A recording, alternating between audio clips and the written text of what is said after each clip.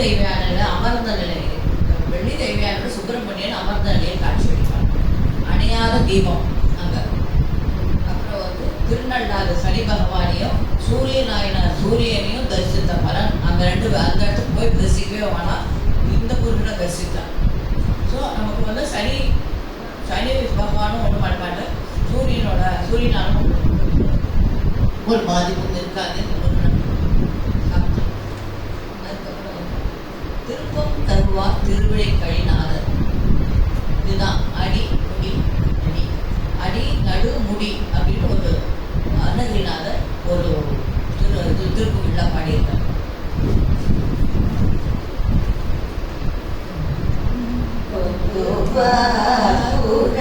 புறவடியினும் அடியவர் சிந்தை பாரிஜ நடுவினும் எரிவல கொள்ளவேரன் முடியினும் அருளிய குருநாதா.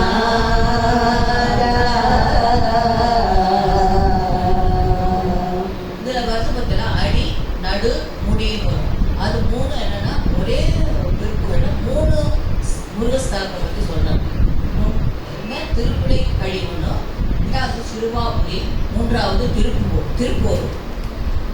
திருவிழை கழிவு வந்து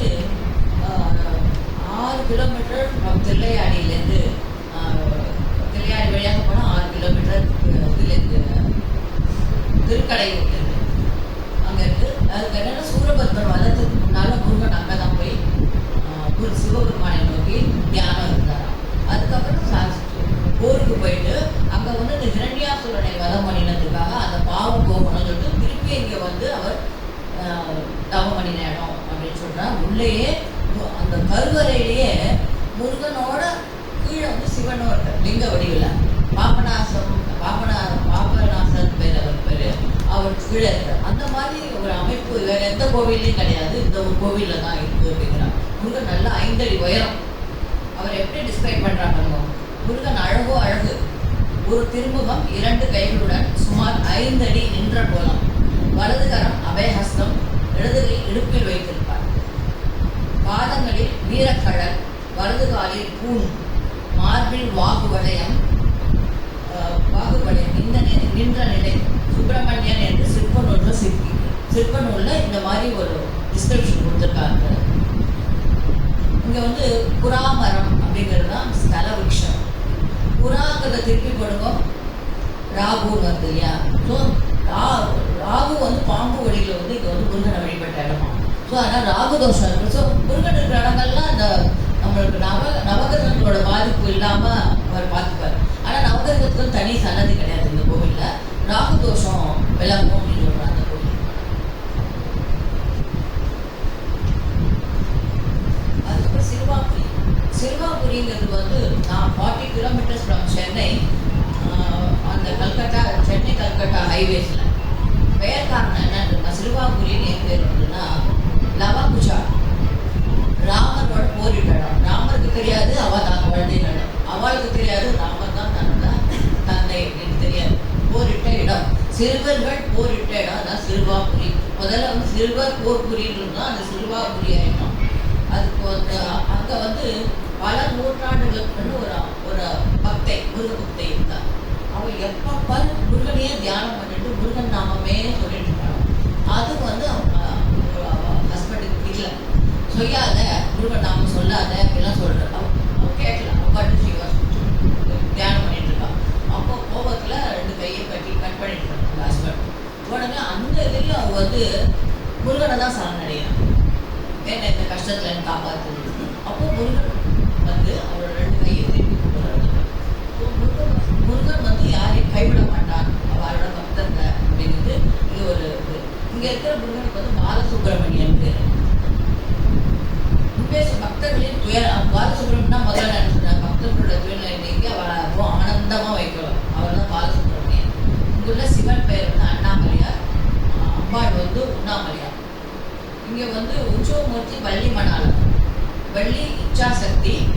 முருகன் வந்து விரும்பி கல்யாணம் பண்ணிட்டார். இது வந்து எதை காமிக்கிறதுனா கடவுள் முன்னால எல்லாரும் சமம் அப்படிங்கிறத காமிக்கிறதுக்காக தான்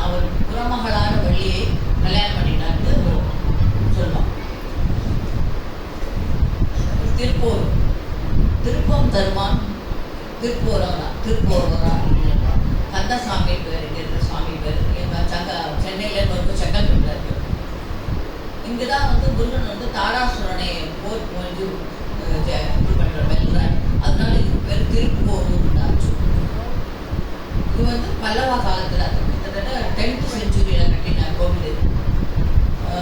பெரிய திருக்குளங்களாக இருக்கும், ரொம்ப அழகாக இருக்கும் இந்த கோவில். முருகன் பெயர் கந்தசாமி. ஆறுபடை வீடுகளுக்கு ஒப்பானது.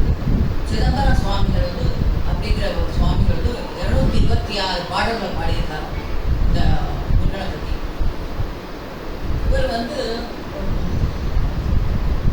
இங்க இருக்கிற சுவாமி கந்தசுவாமி, வள்ளி, தேவையான 3 பேருமே சுயம். ஸோ அதனால அபிஷேகம் கிடையாது, புதுகு தான் சாப்பிடுவோம்.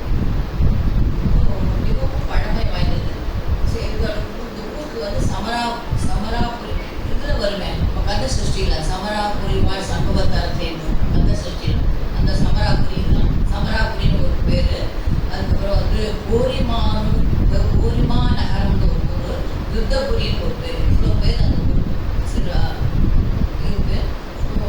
இங்கே வந்து சொல்லிட்டேன் ஓங்கார அமைப்பில் இருக்குமா. இங்கே வந்து மயில் வந்து முருகன் சன்னத்துக்கு நேரம் மயில் தான் இருக்கும்.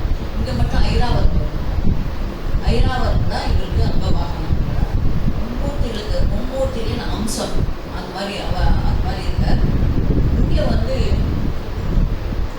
எல்லா இடத்துலையும் வந்து சொல்லாமல் திருச்செந்தூர் மாதிரி இங்கேயும் எல்லா இடத்துலையும் வந்து முருகன் மேலே இருப்பார், சிவன் கீழே இருப்பார்.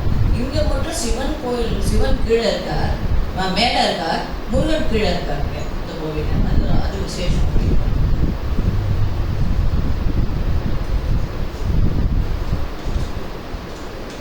சில பெயர்கள் முருகனுக்கு என்னன்னா கஜவாகனர் கேள்விப்பட்டிருக்கீங்களா? அவர் நம்ம மயில் வாகனம் தான் கேள்விப்பட்டிருக்கோம். கஜவாகனர் யானை மேலே அமர்ந்தது எங்கே பார்த்துருவோம்? எங்கே இருக்குன்னா திருமருகல் மேல்மாடி சிதம்பரத்தில் வந்து நடராஜர் கோவிலில் கீழ்கோபுரத்தில் இருக்கான். அவரில் வந்து மயில் யானை மேலே உட்காந்துருக்கார் முருகன். இவரை கஜவாகனர். இவரை வழிபட்டால் குடும்பங்கள் விலகி ஓடுவான். தாரகாரி நான் அவ்வளோ கேள்விப்பட்டதில்லை. தாரகாரின்னா தாரகாசுரனை வென்றணும், அதனால இவருக்கு தாரகாரி பேர். விராலி மலையில் இருக்க உலக மாயையிலிருந்து விடுபட செய்யும் திருக்கோலம் இது. சேனானின்னா சேனைக்கு அதிபதி. தேவிகாபுரம் ஆலயத்தில் திருவுருவம் இருக்கிறது. இவரை வழிபட்டால் பகை அழியும், போட்டிகளில் வெற்றி கட்டும், பொறாமை இருக்காது. ஸோ சேனானியை வழங்குவார். சிகவாகனர்னா மயில் வாகனர். இந்த மயில் இருக்கிற அருள் கோலத்தை நம்ம நிறைய கோவிலில் பார்க்கணும் அவரை. இந்த மாதிரி முருகன் அறுபடை வீடு, அது தவிர அறுபடைக்கு ஈடான நிறையா ஸ்தலங்களில் நம்ம இந்தியாவில் இருக்கார். அதுவும் தென்னிந்தியாவில் நிறையாவே முருகன் ஸ்தலங்கள் இருக்கு. இதில் மட்டும் இல்லாமல் ஸ்ரீலங்காவில் கதிர்காமம் ரொம்ப ஃபேமஸ். இப்போ கதிர்காமத்தை கூட்ட கூட அருணகிரி திருப்புகழில் நிறையா பாடியிருக்கார்.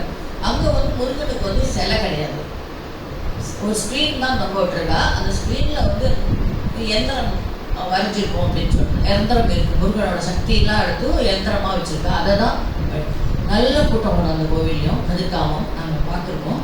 அதுக்கப்புறம் நல்லூர்னு ஒன்று இருக்குது. அங்கேயே நல்லூரில் வந்து வேல் மட்டும்தான் இது குலஸ்தானத்தில் இருக்கும். முருகன் வேல் மட்டும்தான் இருக்கும். அதுவும் வேலுக்கு அவள் எவ்வளோ இம்பார்ட்டன்ஸ் கொடுக்குறா அப்படின்றது. முருகன் கை வேல் வந்து எப்பவுமே நமக்கு வந்து நன்மை தான் பண்ணும், நம்மளோட துயரை தான் தீர்க்கும் அப்படின்ட்டு ஒரு சொல்லுவோம். அதுக்கப்புறம் வந்து மலேசியாவில் வந்து பத்து கோவில் பற்றி எல்லாருக்குமே தெரியும். அந்த கோவிலில் வந்து 142 அடி உயரமும் அந்த முருகன் அது வந்து ஒரு ஸ்தபதி பண்ணியிருக்காரு.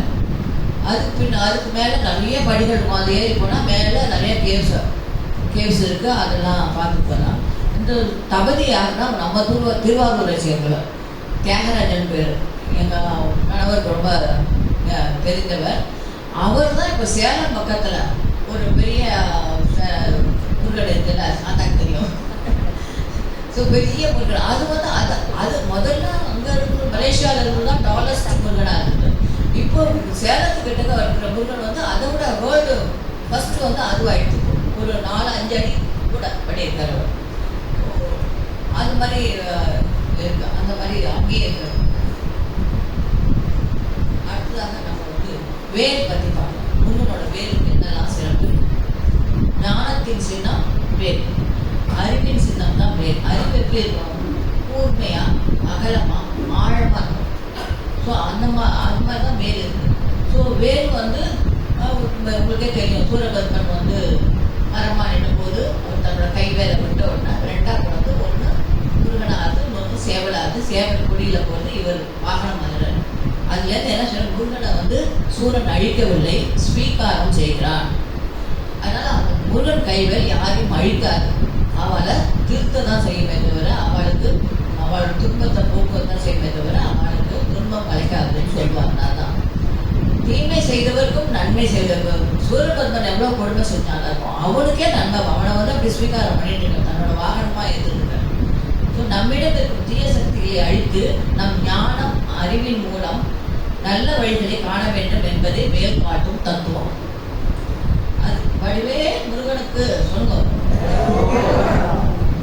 இப்போ முருகனுக்கு வசந்த இது விழாக்கள் பற்றி பார்த்தோம்னா தைப்பூசம். தைப்பூசத்தில் ரொம்ப நல்ல நாள், நிறைய நிகழ்ச்சிகள் நடந்தது. என்னன்னா, ஒரு கல்பத்தில் உலக சிருஷ்டியே ஆரம்பிச்சது தைப்பூசத்துக்கு போது தான். சிவனும் பார்வதியும் ஞான சபையான சிதம்பரத்தில் ஆனந்த நடனம் ஆடிய புண்ணிய தினம். இரண்யவர்மன் என்ற மன்னனின் ஆலய பணியில் மகிழ்ந்து நடராஜர் தரிசனம் தந்தார். தனிப்பெருங்கரணியாக திறந்த ராமலிங்க அடிகள் இறைவனோடு ஐக்கியமான முருகனுக்கு உகந்ததான தைப்பூசத்தன்று விரதம் இருந்தால் விசேஷம். ஓம் என்ற பிரணவ மந்திரத்தை கூறி முருகப்பெருமானை முடியாதவங்க பக்கத்தில் இருக்கிற கோயிலுக்கு போகலாம். அதுக்கப்புறம் முருகனுக்கு வந்து அவரோட மயில் 3 விதமான மயில். அது வந்து ஒன்று மந்திர மயில். மந்திர மயில் என்னன்னா, முதல்ல ஒரு இந்த மாங்கனி வாங்கிறதுக்காக ஒரு மயில் மேலே ஏறி போனார்ல, அந்த மயில் வந்து மந்திர மயில். அப்புறம் வந்து அசுர மயில், தேவ மயில். தேவ மயிலுக்கு சூரபத்மனை வந்து வதம் செய்ய போகும்போது இந்திரனே அவருக்கு மயிலா வாகனமாக வர, அப்போ அது வந்து தேவ மயில். அசுர மயில் சூரபத்மன் வந்து மயிலா மாறினார் இல்லையா, அது வந்து அசுர மயில். மயிலை பற்றி சொல்லுது மயிலாடிங்கிற ஊரை பற்றி கொஞ்சம் சொல்லணும். மயிலாடிங்கிறது வந்து மாயத்துக்கிட்ட சீர்காழி சிதம்பரம் ஊரில் இருக்கு, கொஞ்சம் உள்ளே இருக்கும். அந்த ஊரில் வந்து நமக்கு மட்டும்தான் அழகு போட்டிலாம் வைக்கணுமான்னு அவள் தெய்வத்தோட அழகு போட்டி நடந்துருக்கு. எப்படின்னா, அங்கே இருக்கிற சிவனும் பார்வதியும், சிவன் சொன்னாலும் நான் தான் அழகு, பார்வதி சொன்னாலும் நான் தான் அழகு அப்படின்னு. அவளுக்கு என்னன்னா, சிவன் என்ன ஒரு பிடித்தோட போத்திட்டு ஜலாமுடியோட ஒரு கபாலத்தோட ஒரு மாலையை போட்டுட்டு மயானத்தில் இருக்கிற சாம்பலை பூசிட்டு இருந்தார். இவர் என்ன அழகு, நம்ம தான் அழகு, நம்ம பட்டுப்பட கட்டிட்டு இருக்கோம், இவ்வளோ நகை போட்டுட்டு இருக்கோம் அப்படின்னு பார்வதி வந்து நான் தான் அழகு அப்படின்னு நினச்சி நான் தான் அழகு. உடனே சிவனுக்கு போக வந்து அந்த தேனாகணும். எப்பவுமே ஒருத்தர் இல்லாத போதும் அவளோட அருமை நமக்கு புரியும். உடனே அவள் ரொம்ப ஃபீல் பண்ணி மயிலாக மாறிடும். மயிலாக மாறி சிவனை நோக்கி தவம் இருக்கும். ஸோ இது மயிலாப்பூர்லேயும் இந்த கதை வந்து இது உண்டு, சென்னையில். அங்கேயும் இந்த மயிலா மாதிரி சிவனுக்கு பூஜை பண்ணுற அது ஒரு திருவிழாவே நடக்கும் இந்த கோவிலில். ஸோ இவர் அது மாதிரி பண்ணுறான். உடனே சிவன் அவரோட சரி போனா போகிறது அப்படின்னு சொல்லிட்டு மனசு இறங்கி ஒரு சிவலிங்கமாக காட்சி அளிக்கிறார். அந்த சிவலிங்கத்தை பார்த்து உடனே அது சிவன் புரிஞ்சிருக்கு. உடனே சந்தோஷம் தாங்கலையா, அந்த மயில் ரூபத்திலேயே அப்படி ஆடுறாளாம். மயில் தோகையை வச்சுட்டு சுற்றி வந்து ஆடுறாளாம். அதனால தான் அது பேர் மயிலாடின்னு பேர் இருக்குது. அதோட இன்னொரு சிறப்பு என்னன்னா, முருகன் எப்பவுமே மயில் மேலே தான் உட்காந்துருப்பார். இதில் வந்து மயில் என்ன பண்ணியிருக்கோம், இவரோட கட்டை விரல் இருக்கு இல்லையா, கட்டை விரலுக்கும் அடுத்த விரலுக்கும் நடுவில் தலை மட்டும் இருக்கும். மயிலோட தலை மட்டும் நீட்டிட்டு இருக்கும், இருந்து பார்த்துட்டு இருக்குமா. அது என்னன்னா, முருகா நான் தப்பு பண்ணிட்டேன் என்னை விட்டுடேன் அப்படின்னு சொல்கிற மாதிரியும் இருக்குமா. இன்னொன்று வந்து முருகன் என்ன எவ்வளோ அழகு நம்ம பார்த்துட்டே இருக்கலாம் போலருக்கேன் அப்படின்னு இருந்து பார்க்குற மாதிரி இருக்கும்போது அது சொல்லுவோம். அந்த ஊரில் நிச்சயமாக எல்லாரும் நீங்கள் அங்கே போயெல்லாம் அதை தரிசனம் பண்ணிக்கணும். அப்புறம் முருகனுக்கெல்லாம் நிறையா அழகான பெயர்கள்லாம் இருக்கிறதெல்லாம் தெரியும் உங்களுக்கு. முருகன், குமரன், சுப்பிரமணியர், செந்தில், வேலன், சுவாமிநாதன், சரவணபவன், ஆறுமுகன், தண்டபாணி, சேயோன், புகன், மயில்வாகனன், சோமாஸ்கந்தன், சேந்தன், விசாகம், சிவகுமாரன், வேலாயுதம். ஆனால் அவளுக்கெல்லாம் 1000 நாமங்கள். நம்ம ஒரு நாமம் திருநாமங்கள்லாம் பண்ண சொன்னால் போகாது, நிறைய நாமங்கள் இருக்குவாங்க.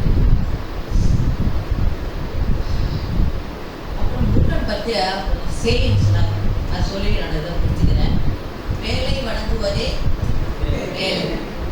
சுக்குக்கு மிந்திய மருந்தும் இல்லை, சுப்பிரமணியனை மிந்திய தெய்வமும் இல்லை. எங்கள் அம்மா அடிக்கடி சொல்லுவார். வயலூர் இருக்க அயலூர் எனக்கு. சட்டியில் இருந்தால் ஆப்பையில் வரும்பா, அது அப்படி இல்லை. சஷ்டியில் இருந்தால் ஆப்பையில் வரும். சஷ்டியில் விரதம் இருந்தால் நம் அகத்தில் இருக்கும் கருப்பையில் முருகனே குழந்தையாக வருவான் அப்படிங்கிறது தான் அதோட அழகு. சஷ்டியில் இருந்தால் அகப்பையில் வரும். கந்த புராணத்தில் உள்ளது எந்த புராணத்திலும் இல்லை. செந்தில் இருக்க நமக்கு சொந்தம் எதற்கு?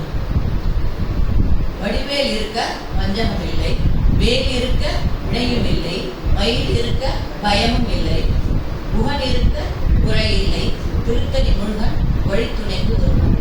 குருவனோட உகந்த நட்சத்திரங்கள் என்னென்ன? விசாகம், கிருத்திகை, உத்திரம். விசாக நட்சத்திரம் என்ன சொன்னார்? விசாகம் வந்து முருகனோட பர்த்டே.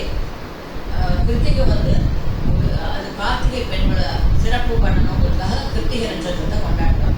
வெள்ளி திருமணம் தான் உத்தர நட்சத்திரம் தான் வெள்ளி திருமணம் நடந்தது. கந்த சஷ்டி கவசம் படித்து அதை பாராயணம் செய்துன்னு வந்தால் முருகனோட மக்கள் செல்வம் குரு செல்வம் கட்டும் அப்படிங்கிறது நம்பிக்கை. உருவாய் அருவாய் உளதாய் இலதாய் மறுவாய் மலராய் மணியாய் மொழியாய் மறுவாய் உயிராய் கரியாய் விரியாய் உருவாய் கருவாய் மறுவாய் குகனே.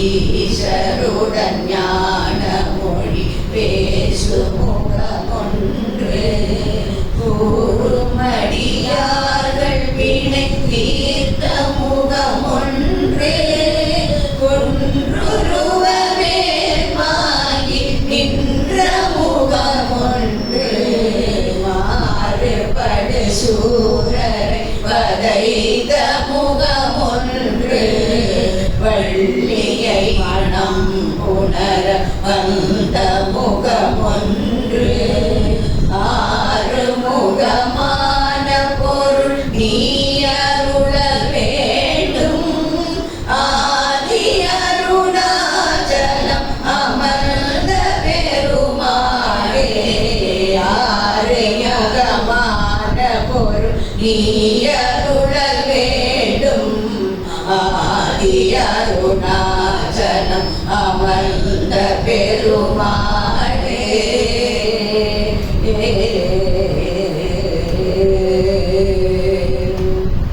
நன்றி, வணக்கம்.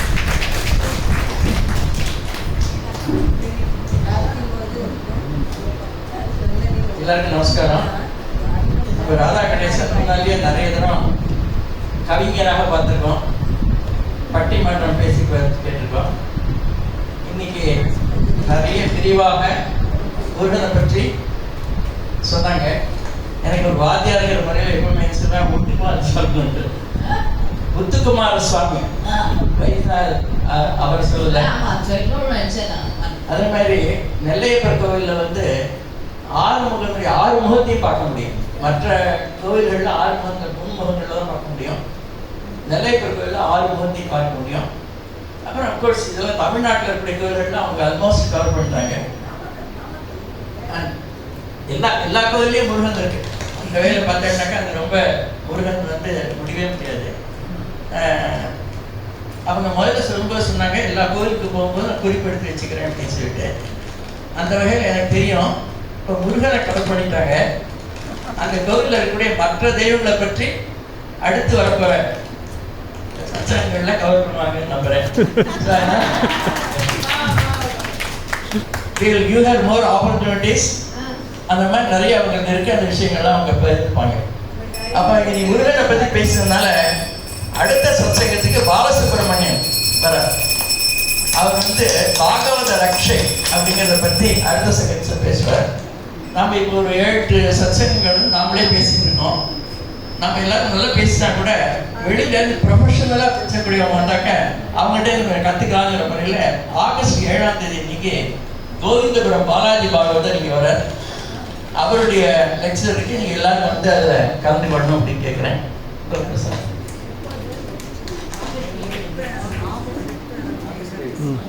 பாடு